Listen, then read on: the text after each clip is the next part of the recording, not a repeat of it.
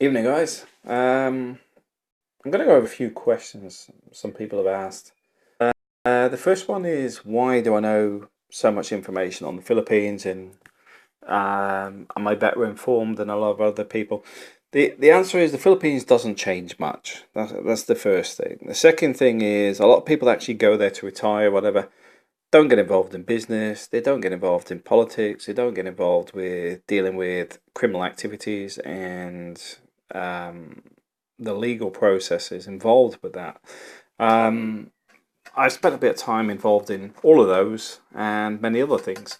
So, from that perspective, that's why I have a lot of information relating to the Philippines, because we've had businesses there. We've got involved in dealing with some of the bad elements of the Philippines and having them removed. Um, we've got involved with day-to-day life in the Philippines, and even myself, I do mention the fact that I would like to explore more in the Philippines.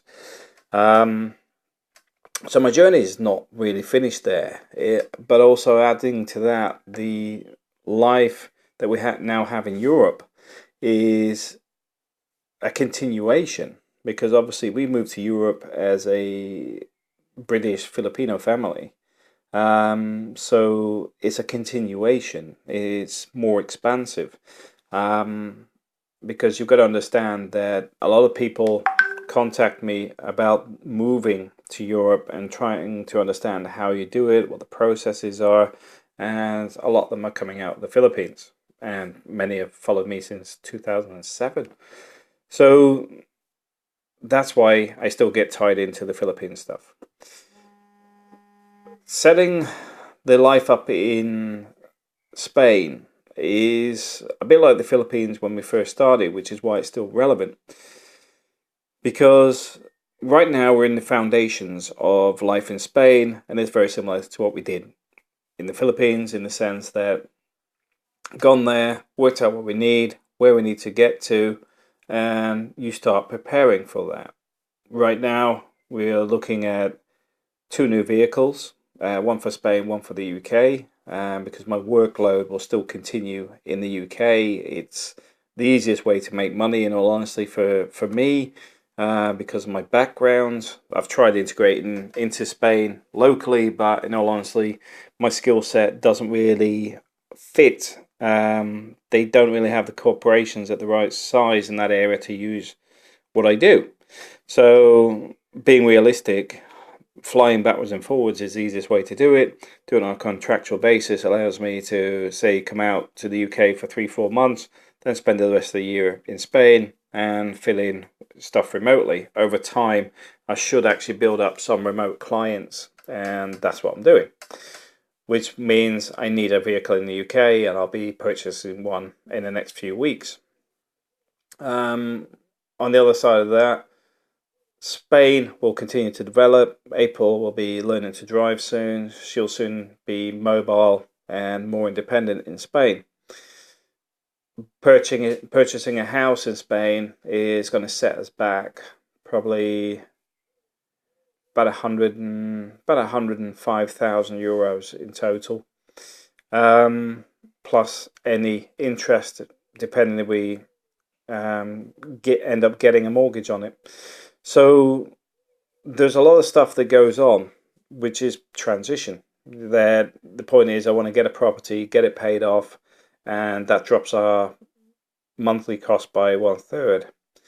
In the Philippines, it's very similar. That where a lot of guys are renting and giving rent for 6 to 20,000, whatever. We don't have any rent. We actually have rental income. In Spain, it will be the same. The first initial thing is getting a property for us, and then the next one will be getting another property we rent out, and then building it up in the same way as we've done in the Philippines. So this is why the things are very closely tied. It's also important to realize that if you do this sort of stuff, you're going to pick up trolls along the way. I was sort of laughing at the even troll the other day, actually, about the issue at the train station, because obviously his mentality is to assume that I couldn't afford the train fare rather than the fact that the pin was locked on the bank card because it hasn't been used for 2 years, because it's a brand new bank card. So you will pick up people like that have their mentality is so narrow and argumentative. Just bear that in mind. They just aren't worth the time. If anything, I find it amusing. He doesn't annoy me. I sort of laugh at him. I wouldn't say it in a negative way, but I suppose it is for him. But I don't take him serious. In all honesty, the guys followed me around for probably about 5 years now. I'm not being funny. If I didn't like you, I would probably not bother with you by tomorrow. I wouldn't even have had a second thought on it. I certainly wouldn't follow you around for 5 years. And that's the thing. Some of these guys are crazy. They really are. So just bear that in mind if you do this sort of stuff. But what I will say is setting a life up in Spain is possible. It's doable. It's all about planning. It's all about turning around and realizing what you need to do, understanding your own limits. For example, my fluency in Spanish is not fantastic, but at the same time, how do I compensate? I pick up contracts in the UK and I fly backwards and forwards until it is up to that level. But even so, if I was fluent in Spanish, the work I would be doing would be around Barcelona and Madrid, which would still mean working away from home. So there's no benefit on that side anyway. I do want to get fluent in Spanish purely because it's a interest of, well, it's an interest of mine. It's also something as part of an integration thing, and from a business point of view, I think it's necessary, and also it's respectful to actually integrate properly.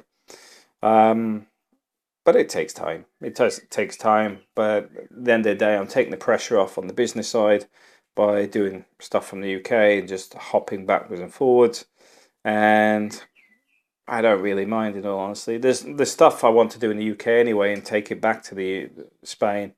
I'm also tempted to drive a car over from the UK and doing the video of the whole episode of travelling from the UK through the west of Spain, right across the country. I think that'd be quite an interesting thing to do and take a few weeks doing it, just plod along and stopping off at places as you go.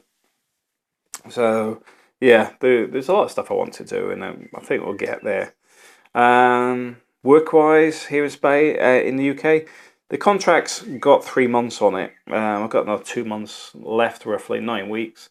In that time period, I would have banked enough for probably another 6 months in Spain, plus bought the 2 cars and lined up some other contracts. So we'll wait and see, because there is opportunities where I am as well. And now, honestly, if I could get 3-day week working from home in Spain, I'd be happy doing that. So we'll just see how it goes. But I just want to do an update to say things are moving along, everything's okay. Been out shopping last weekend as well. Ended up spending a few hundred in Marks and Spencer's. I do like Marks and Spencer stuff. I like the quality there. They are missing some of their shirt range, which is a pity. But anyway, thanks for watching. I'll cut this one off. It's just short of 9 minutes. So enjoy your evening, guys.